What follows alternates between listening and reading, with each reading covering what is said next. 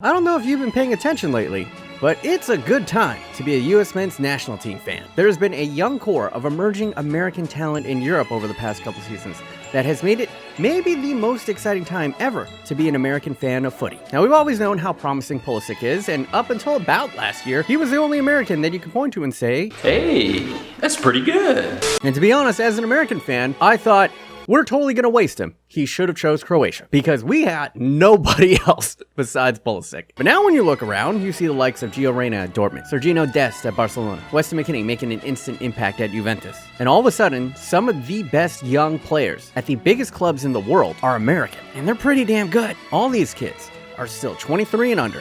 And as an American, I begin to dream. Is this the emergence of the United States' first golden footballing generation? And then I got instantly slapped by reality. Because when I look across the pond at the under 23 talent in England, I am just flabbergasted. This next generation of talent coming out of England is absurd. Like Trent and Sancho are already top 5 at their position in the world right now. And what are both of them, like 20? So yeah, as promising as this new American core is, you still probably gotta tip your hat and say that, yeah, England's new generation is better. You know, I wasn't around for the Revolutionary War, for the War of 1812, and it's been a little bit boring since between our two nations. So let's spice it up a little. Let's go ahead and preview this possible future rivalry, as we are going to do the best young players from America, 23 and under, versus the best young players from England, 23 and under. Yes, we're going to take these two young teams, place them into career mode, sim up a season, see which one finishes higher up on the table. Probably going to go to England, let's be honest. But then after that, we're going to go ahead and take both of them 11 on 11 onto the virtual pitch and have it battle it out there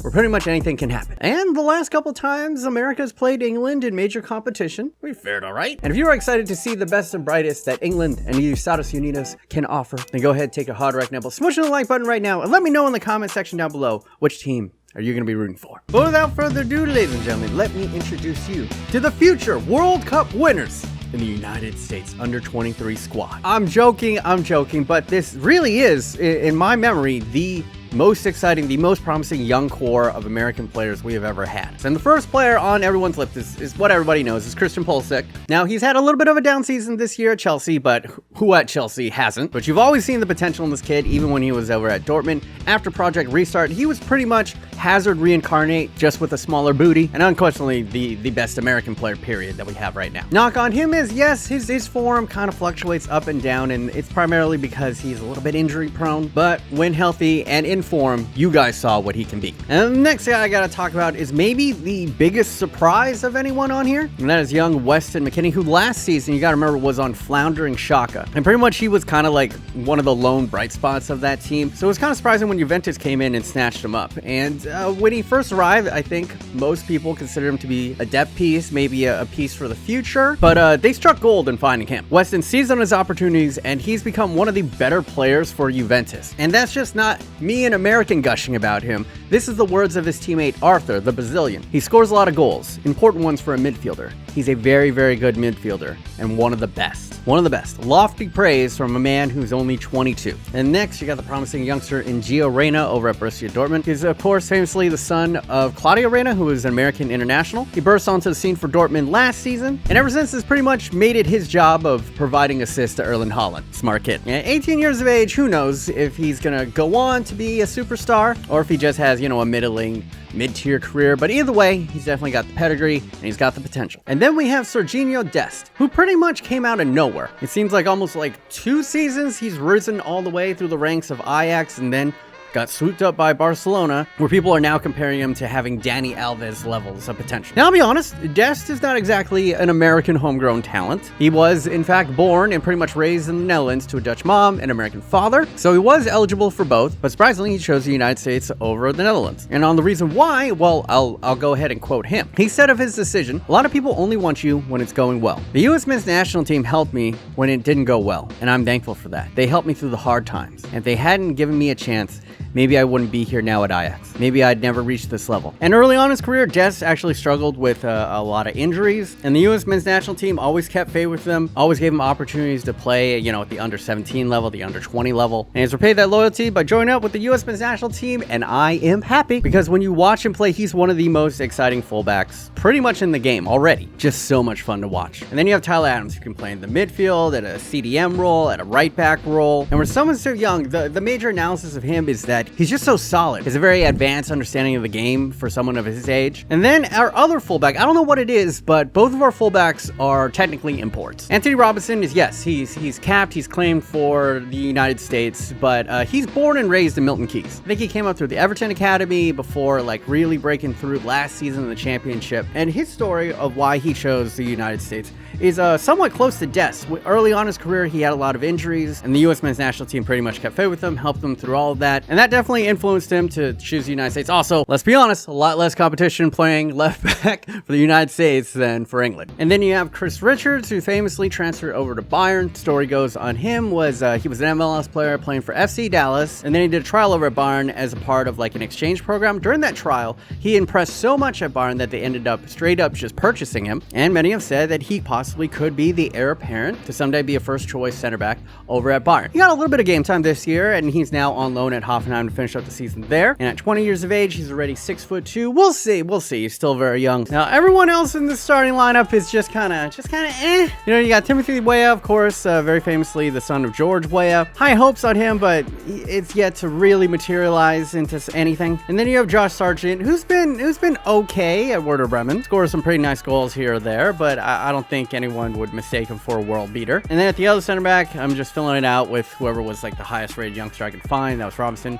coming in at a rating of 69. And at keeper position for Americans under 23, it's very slim pickings. This was the best guy's Freeze, coming in at 64. I don't think he even has like an 80 potential. Now on the bench, we have some pretty interesting youngsters as well. We have the New York-born Musa, who just signed a new 6-year contract over at Valencia. Pretty quick and pacey winger. You got Ledesma, who's been cutting out for PSV in the Eredivisie. Then you got Matt Hoppe, I think that's how you pronounce his name. He's been grabbing some goals for a struggling Schalke this year. And they have De La Fuente, who is a winger over at Barcelona. And you can see all of them super young, 18, 20 years old, 19. The rest of these guys are, you know, there's not as much hoopla on them. Ferrer, I think, has a potential of 80-something. Marzakowski's just kind of a depth piece. Duncan's just kind of a depth piece. Carter Vickers, okay. Yeah, everybody else here is just kind of all right. But looking over this roster, maybe 8 to 4 years time, or let's say when the World Cup is being held in America, you could be looking at some type of core. Christian Pulisic on the left, maybe Matt Hoppe or Sargent up front, Musa on the right side providing width and pace, Gio Reyna at cam, Weston McKennie, and Tyler Adams bossing in the midfield. Two exciting talents at fullbacks is Serginho Dest, Anthony Robinson, and maybe a first choice Bayern center back and Chris Richards, and whoever else we have here, probably Anthony Brooks, who's decent. And keeper, I mean, we're Americans. We don't have a very good lineage in world football, but if there's one thing that Americans can produce, it's a decent keeper. But my point is, you could see the potential that this team could be very strong from top to bottom, at least for their starting 11. And if someone, please God, if we could just find one killer striker, watch out. With the under 23 American squad coming in with an attack of 70, a midfield of 75, and a defense of 70. And then I bring you to maybe the best young talented squad in the world right now. And that is the under 23 squad of England. Let's just bring your attention to the right side. Jadon Sancho, Trent Alexander-Arnold.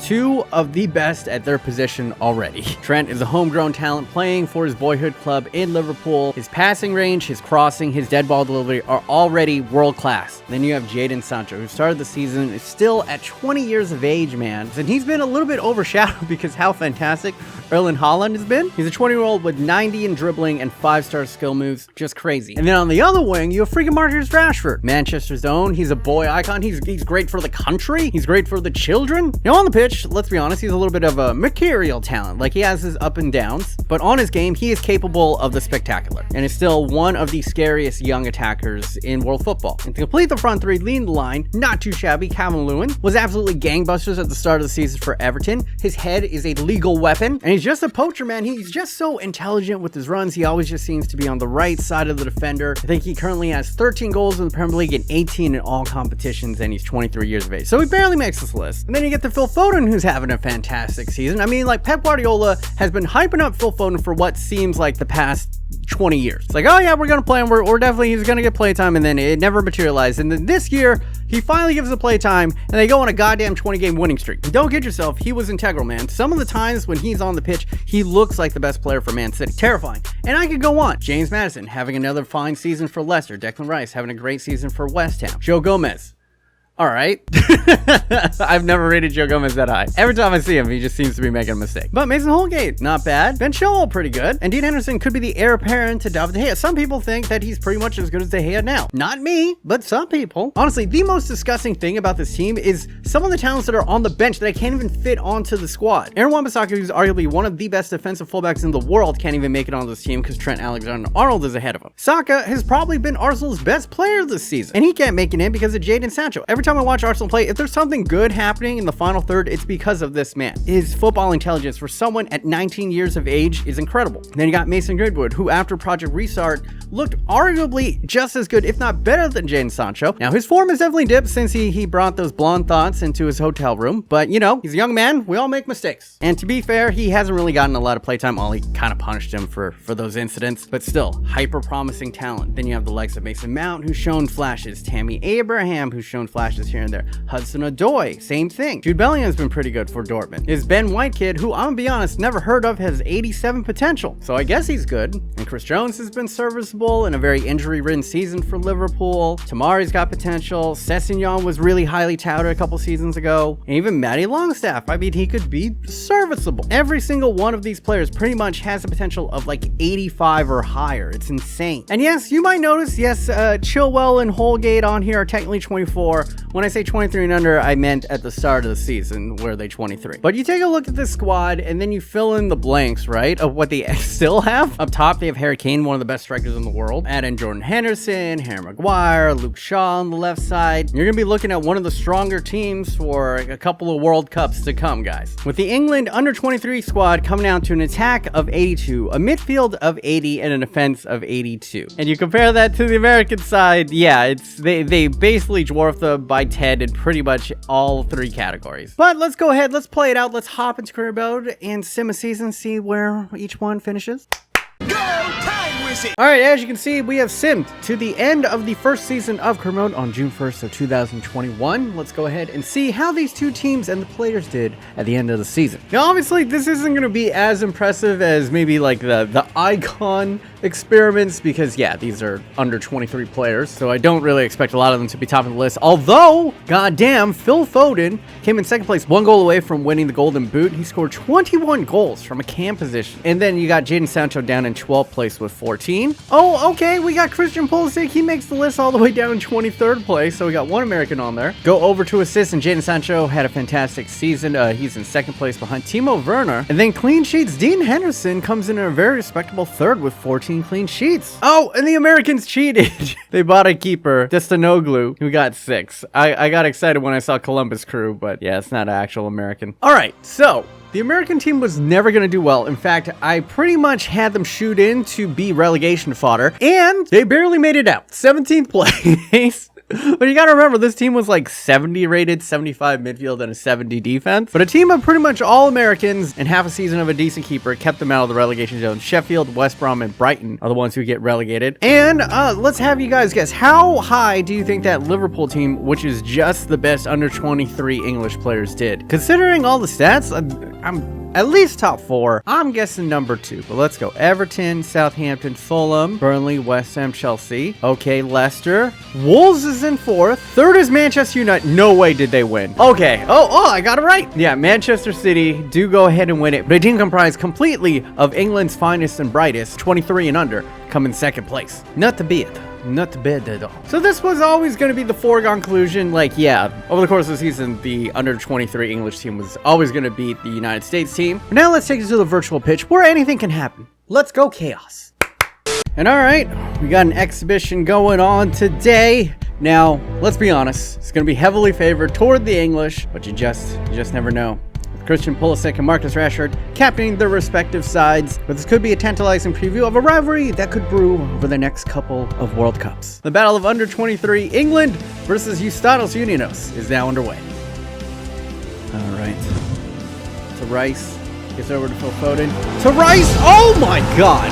How bad is this American keeper? Freeze, literally froze to the spot it seems. Look at this, the English just hold it at the top of the box, 1-2 ping around Foden, flings it back, and then Declan Rice, the CDM for England, fires this. Look at this. Perfectly top bins. Lovely strike. Can't be too upset at that. All right, America. You like being the underdogs anyway. Adam staying back. Reyna looking for something. Pulisic inside of the box. He's got Reyna. Slots it across, and the two Dortmund men, or ex-Dortmund men, link up, and we have an equalizer. Oh, and that is not an accurate face for Gio Reyna. He does not look like that. But lovely stuff from the two ex-Dortmund. Well, one of them's ex-Dortmund. Gio Reyna making an excellent run in space, and then giving me nightmares with that face. I mean, come on. And just like that, you know, when the live bullets are flying, we know England can sometimes get a little antsy. Now the Americans are on the attack, pushing forward. Pulisic gives it back to Reyna, who had the first assist.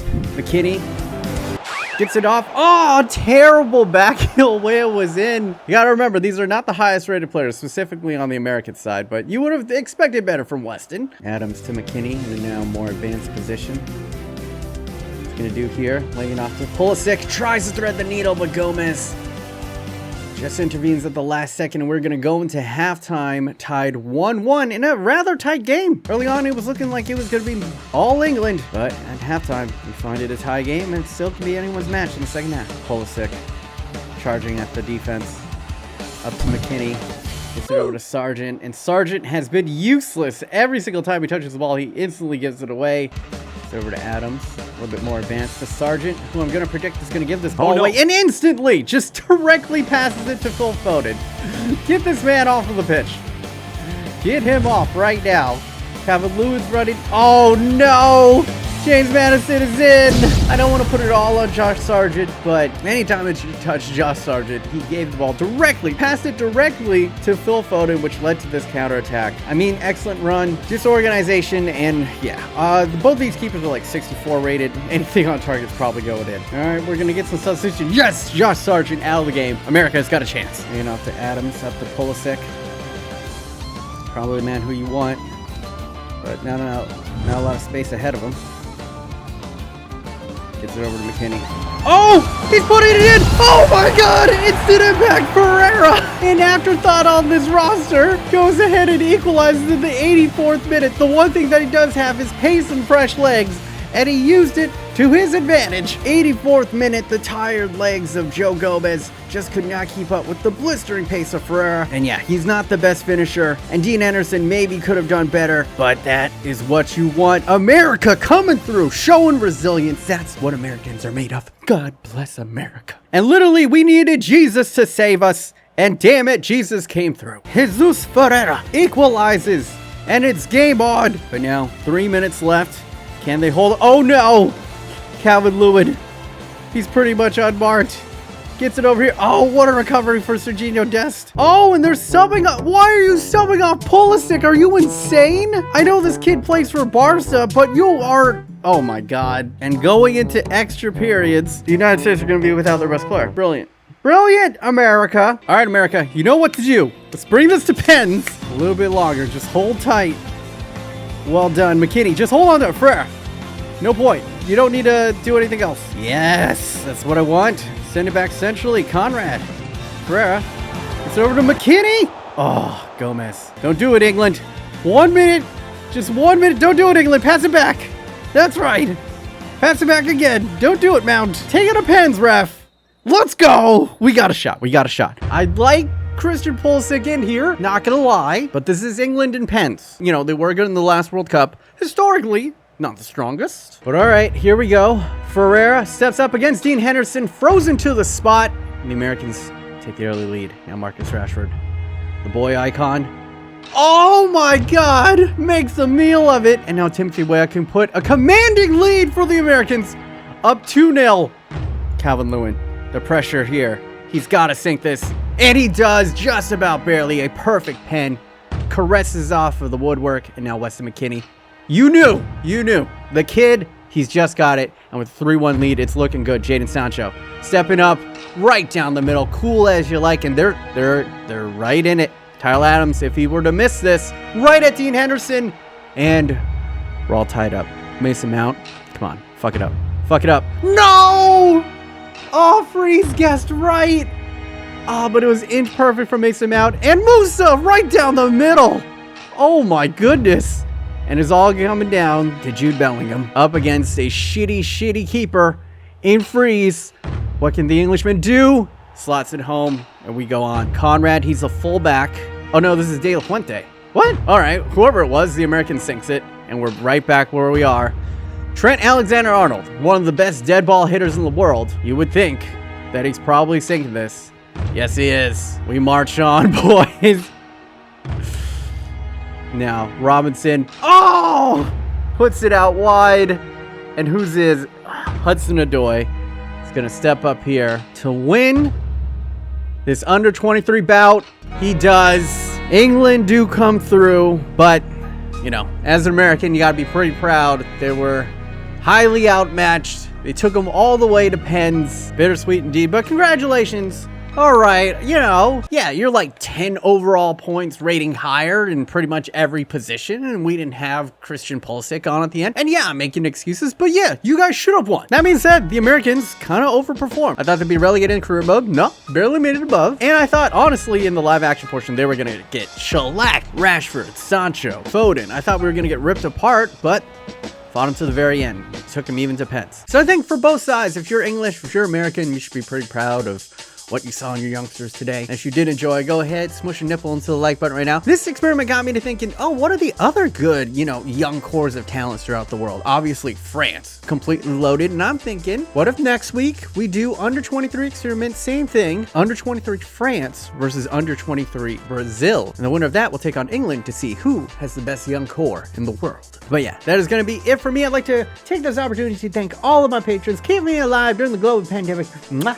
mwah. Thank you to all of you guys. Obviously, if you want to see more from me, here is a career resume of Mr. David Beckham. This is a fun one. If you want something a little bit different, go ahead and click over here. Thanks, please. But yeah, that's going to be it for me. BMOnus. Hopefully you guys are having a wonderful day. Remember to stay yourself, stay humble. Until next time, boys, stay thick.